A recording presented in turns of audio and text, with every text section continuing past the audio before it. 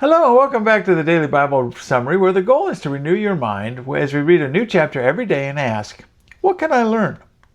Today's episode is entitled, Waiting on a Woman. And if you've read chapter 29, let's get started. Jacob finally arrives at his destination. As he approaches Haran, he sees several shepherds with their flocks gathered at a well.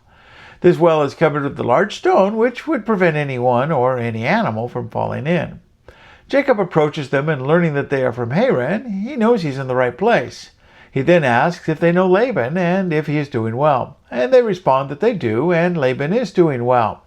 Jacob, having some experience with the sheep, points out that this is not the time of the day to gather at the well. They should water the sheep and move on. Why are they delaying?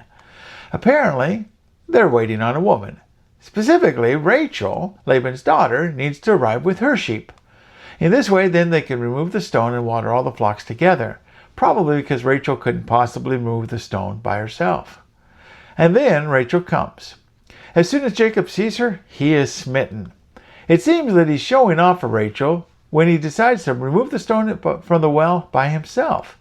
The way the account is written, I have the impression that normally more than one person would have been involved in removing this stone, but not today. Perhaps Jacob was very strong, or perhaps, as I said, just wanting to make a good impression, he was willing to struggle alone. It was all him to do it, all him today. Then, after removing the stone, he waters her flocks for her. Something that I kind of think of as equivalent to carrying her books home from school. Now, I might be wrong. Perhaps he was just realizing that this was a member of his own family, and the charge from Isaac was to marry one of Laban's daughters, and apparently one of them was here. As the text will tell us, she was beautiful. But Jacob right now can see that she's beautiful, and I think Jacob was happy to see that the purpose for why he came to Haran is going to be realized. After watering the flock, he kisses Rachel and tells her who he is. Rachel runs off to tell her father Laban, who also runs out to greet Jacob. I wonder if Laban had a sense of deja vu. It was 60 years after Abraham. It was 60 years now that before this that Abraham's servant came looking for a wife for Isaac. Jacob takes up residence with Laban as a guest, but he still goes to work for him. After about a month, Laban tells Jacob, it's proper that you should get paid. What do you want for wages? And Jacob says he would like Rachel as a wife and that he'll work 7 years for her hand in marriage. Laban agrees to this, and the bargain is struck. Now, we shouldn't think Jacob was buying Rachel. Rather, Jacob had nothing. No dowry to give Laban for Rachel, no provisions to provide for her. So working for 7 years would be an appropriate dowry and help him get set up. Now it is Jacob who begins waiting on a woman, and the time flies. They seemed to him but a few days because of the love he had for her. The labor of 7 years was nothing to him, and no doubt he thought he was getting the better deal. And finally the day came.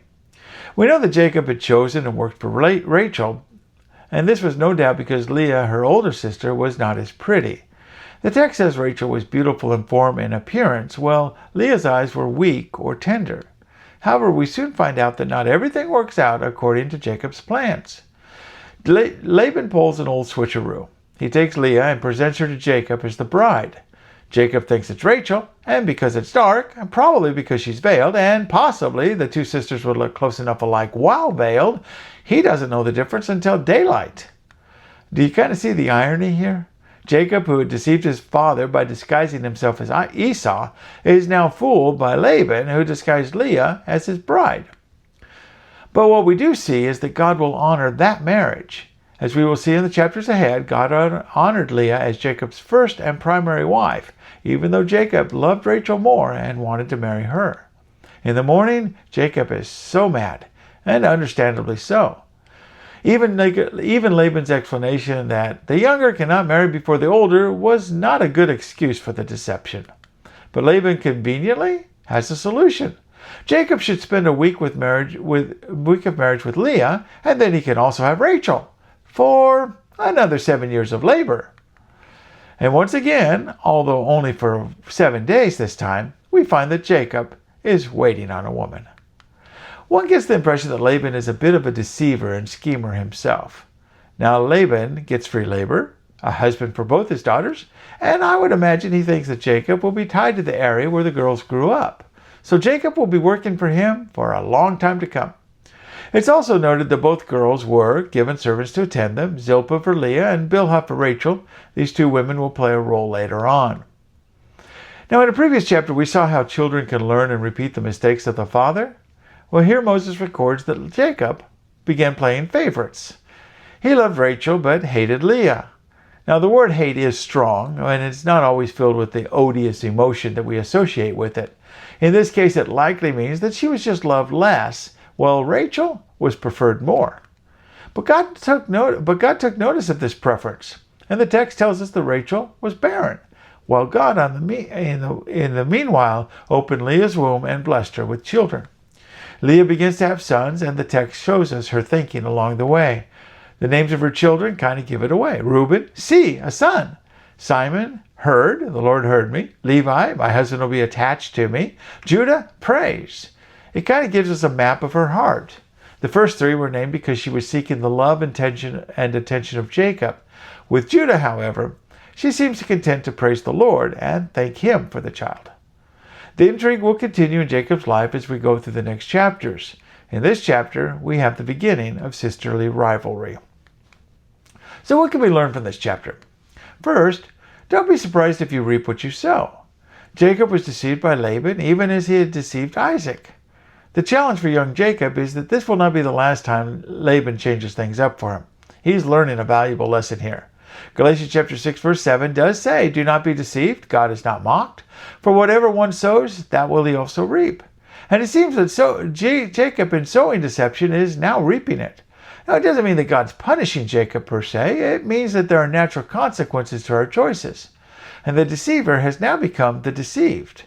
What lesson do you think he'll learn? I would suggest that we should learn to live with integrity, because the patterns that we set have a way of coming back to us. Second, God's ears are always open to the oppressed. Leah was the unloved one, and God blessed her.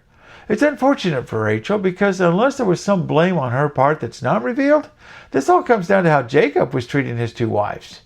We don't think he was rude or belittling to Leah, but he didn't honor her as he should have.